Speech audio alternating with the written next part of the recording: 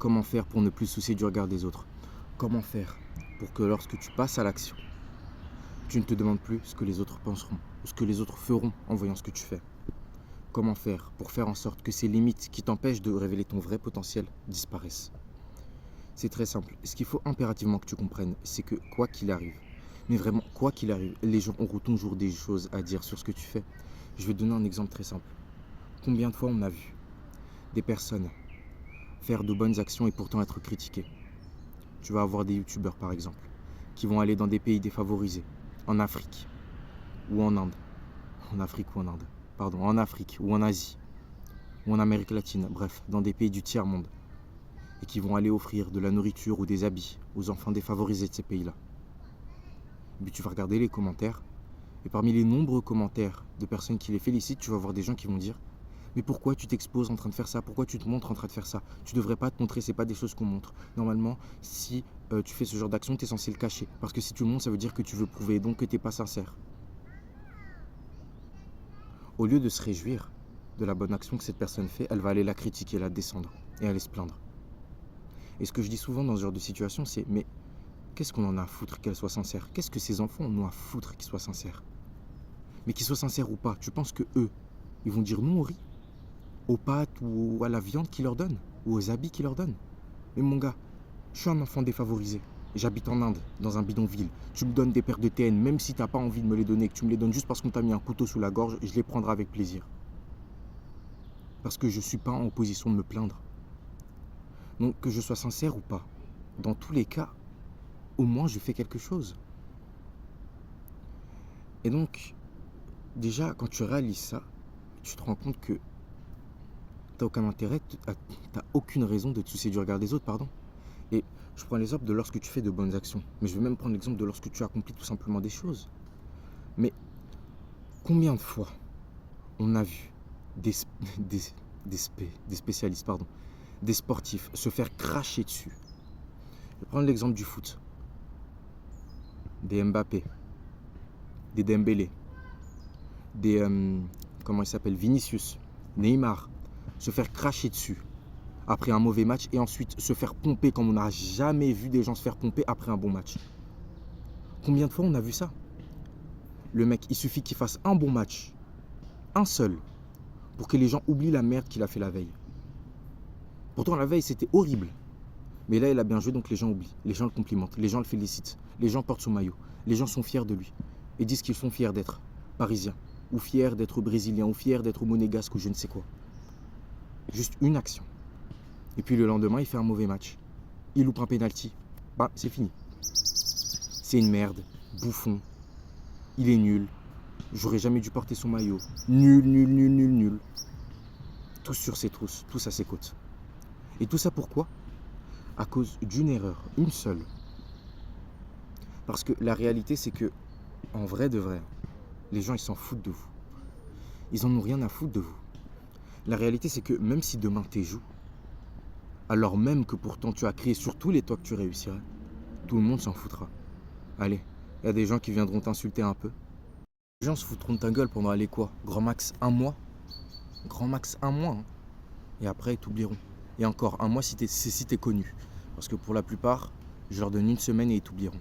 Une semaine et ils passeront à autre chose. Parce que les gens ont des vies. Ils font pas grand chose de leur vie, mais ils ont quand même des vies. Ils essaient de faire des choses, ils essaient de s'amuser, ils essaient de fumer de l'alcool ou de se pécho. Donc bon, ils n'ont pas non plus le temps de constamment te critiquer. C'est pour ça que passer ton temps à ruminer, à penser que si tu fais ci ou ça, les choses n'iront pas dans ton sens, c'est une idée de merde. Parce que quoi qu'il arrive, ces gens-là oublieront que tu as échoué, oublieront que tu as fait cette action qui les déçoit. Et puis, pourquoi tu apportes de la valeur à ces gens-là? Pourquoi leur avis compte autant à tes yeux? Tu veux leur ressembler? Tu veux devenir comme eux? Parce que ce que j'ai aussi remarqué, c'est que la plupart des gens, ils sont affectés, ils se posent des questions et ils sont blessés lorsqu'ils se soucient de l'avis de gens vers qui ils ne veulent même pas tendre. Est-ce que tu penses que le gars qui t'inspire réellement et vers qui tu veux réellement tendre en a quelque chose à foutre de ce que tu fais, mec? Imaginons que tu vas devenir comme Jeff Bezos, par exemple. Tu veux devenir comme Jeff Bezos. Est-ce que tu penses sincèrement que Jeff Bezos en a quelque chose à foutre de ce que tu fais actuellement? Est-ce que tu penses qu'il sait quitter déjà? Non. Tu veux devenir comme Mbappé, comme LeBron James, comme Florent Manodou ou je ne sais qui, dans je ne sais quelle discipline. Est-ce que tu penses qu'ils en ont quelque chose à foutre de toi? Non, ils en ont rien à foutre de toi. Et d'ailleurs, pour en arriver là où ils en sont aujourd'hui, ils ont probablement fait ce que tu fais aujourd'hui ou ce que tu souhaites faire aujourd'hui. Alors pourquoi tu te soucies de la vie de personne à qui tu ne veux même pas ressembler? Ces gens-là, qui te critiquent, qui se moquent de toi, qui essaient d'instaurer des doutes en toi, sont des gens vers qui tu ne veux même pas tendre. Ce sont des gens qui mènent des vies qui ne sont pas la tienne, qui mènent des vies qui ne t'inspirent pas, qui mènent des vies que tu ne veux pas, et qui repoussent sur toi, qui rejettent sur toi leurs doutes et leurs croyances, vis-à-vis de toutes les choses qu'ils savent qu'ils ne pourront jamais faire, tout simplement parce qu'ils ne sont pas faits du bon bois. C'est pour ça que se soucier de la vie des autres, ça sert à rien, mec. Je sais que c'est plus facile à dire qu'à faire, mais la réalité, c'est que à partir du moment où tu réalises que ton existence n'a de valeur que lorsque tu accomplis des choses, tu te dis, en fait, je suis une merde, donc pourquoi je me soucie des autres? Parce que c'est ça la vérité. C'est que, par exemple, je vais vous donner un exemple très simple. Actuellement, je suis personne. Donc j'en ai rien à foutre de ce que je dis. J'en ai rien à foutre de ce que je fais. Dans une certaine mesure, évidemment, j'ai pas non plus envie de me retrouver en tôle. Mais ce que j'entends par là, c'est que je dis ce que je veux et je fais ce que je veux. Parce que de toute façon, même si des bouffons viendront attraper ma veste, la réalité, c'est que je suis personne. Donc ils m'oublieront dès demain. Dès demain, ils auront déjà oublié qu'ils auront mis un commentaire où ils m'auront insulté ou critiqué ou qu'ils m'auront fait passer pour un con. Ils auront déjà oublié dès le lendemain. Et tant que je ne serai pas devenu le Renault ultime que je tends à devenir, ces choses-là n'auront plus aucune valeur. Et le truc, c'est que quand je serai devenu le Renault ultime, j'en aurai plus rien à foutre d'eux parce que j'aurai déjà d'autres problèmes bien plus importants à gérer. Et me soucier des problèmes des brookie boys ou des brookie girls qui s'en sortent comme ils peuvent pour essayer de survivre et aussi de se faire soulever ou de soulever à gauche et à droite,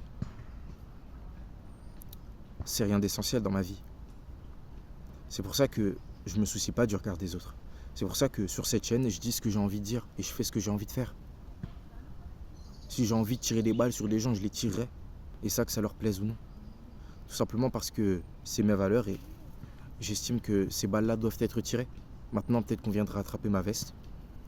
Mais de toute façon, ils finiront par la lâcher. De toute façon, j'ai envie de vous dire, les gars, si Michou a réussi à survivre au pressing, si Michou a réussi à survivre au pressing qu'il a subi, les gars, c'est pas un petit pressing d'une semaine, fait par une vingtaine de personnes qui, en fond d'eux, n'en ont rien à foutre de vous, qui va vous tuer.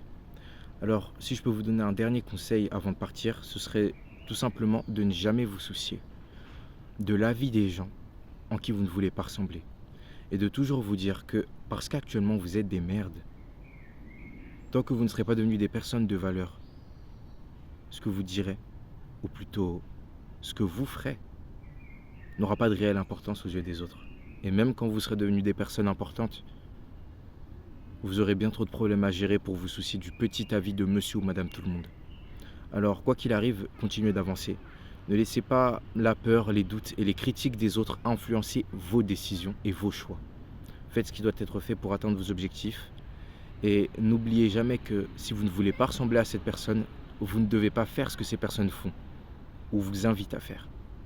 Et donc, s'ils vous invitent à ne plus faire de vidéos et à arrêter de dire ce que vous dites, c'est peut-être que vous devriez continuer. Parce que généralement, les personnes vers qui vous voulez tendre font ce que vous commencez à faire. Et les personnes vers qui vous ne voulez pas tendre, vous dites d'arrêter ces mêmes choses. Alors faites les bons choix et vous aurez les bons résultats. Enfin bon, j'espère que cette vidéo aura pu vous plaire, j'espère qu'elle aura pu vous aider.